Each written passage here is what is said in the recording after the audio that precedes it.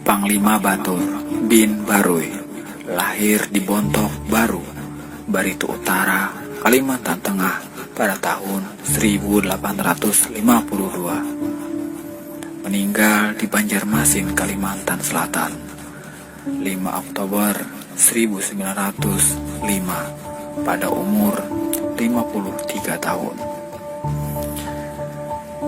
Panglima Batur adalah seorang panglima suku Dayak Bakumpai dalam perang Banjar yang berlangsung di pedalaman Barito. Sering disebut Perang Barito sebagai kelanjutan dari Perang Banjar. Panglima Batur adalah salah seorang panglima yang setia kepada Sultan Muhammad Seman. Panglima Batur, seorang panglima dari suku Dayak yang telah beragama Islam, berasal daerah Bontok Kecil. Gelar panglima khusus daerah suku-suku Dayak pada masa itu menunjukkan pangkat dengan tugas sebagai kepala yang mengatur keamanan dan mempunyai pasukan sebagai anak buahnya. Seorang panglima adalah orang yang paling pemberani, cerdik, berpengaruh, biasanya mempunyai ilmu kebal. Panglima Batur yang bersama Sultan mempertahankan benteng terakhir di Sungai Manawi dalam perjuangan mereka melawan Belanda. Pada saat Panglima Batur mendapat perintah untuk pergi ke Sultanan Pasir untuk memperoleh Masiu, saat itulah benteng Manawi mendapat serangan Belanda. Pasukan Belanda di bawah pimpinan Letnan Christoffel yang berpengalaman dalam Perang Aceh dengan sejumlah besar pasukan Marsosi yang terkenal ganas dan bengis menyerbu benteng Manawi pada Januari 1905. Dalam pertempuran yang tidak seimbang ini, Sultan Muhammad Seman tidak dapat bertahan. Sang Sultan tertembak dan dia gugur sebagai kesuma bangsa.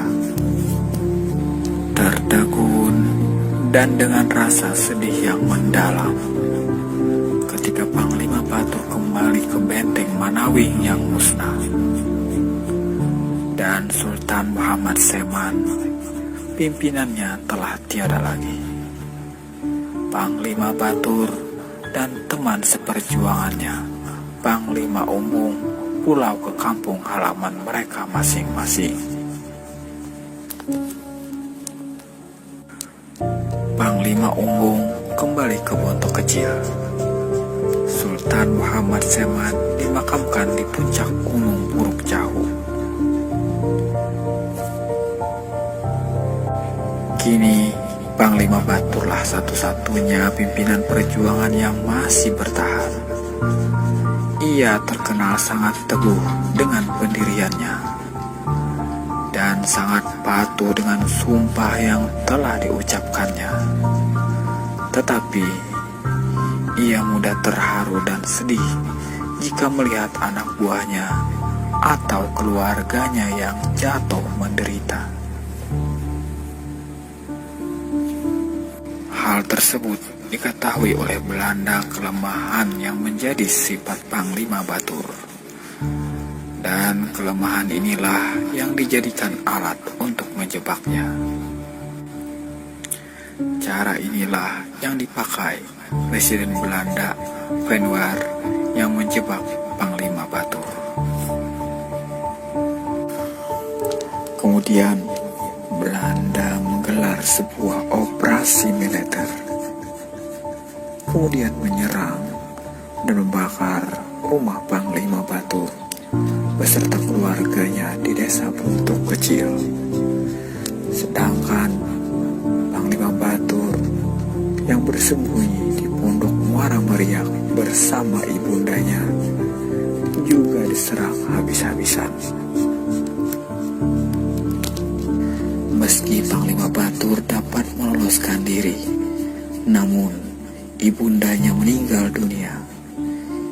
Ibunda Panglima Batur dikuburkan di Sampang sekitar 2 km dari Bonto Kecil.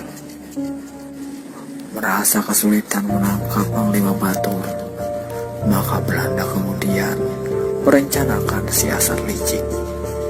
Panglima Batur terkenal sangat teguh dengan pendiriannya.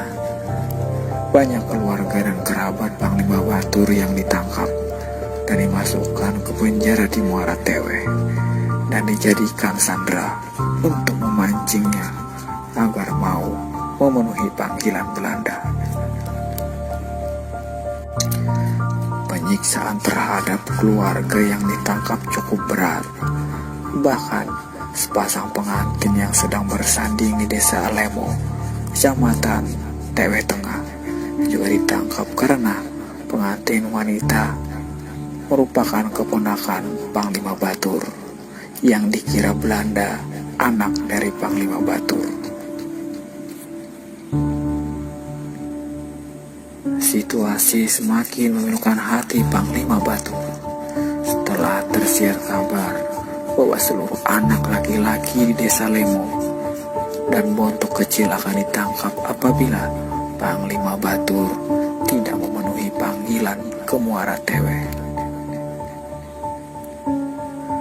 Haji Dumajid, saudara dari Panglima Batur, juga datang ke persembunyiannya di Muara Pariak, menyampaikan berita tentang penangkapan 80 orang penduduk desa Lemo akan terus berlanjut apabila Panglima Batur tidak memenuhi panggilan Belanda ke Muara Tewe.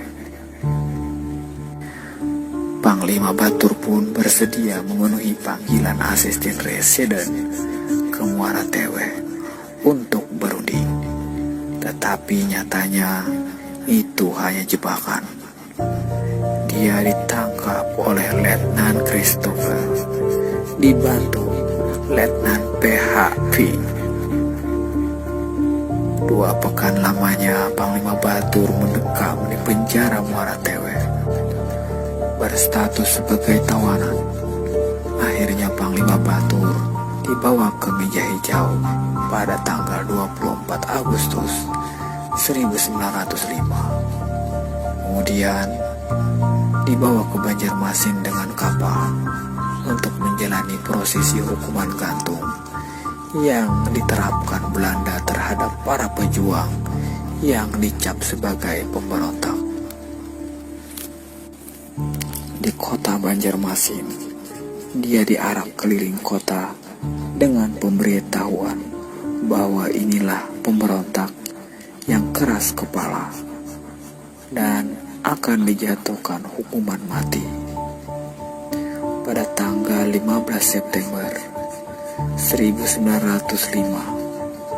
Panglima Batur dinaikkan ke tiang gantungan. Permintaan terakhir yang diucapkannya, dia minta dibacakan 2 kalimat syahadat untuknya. Dan Panglima Batur dimakamkan di belakang Masjid Jami Banjarmasin.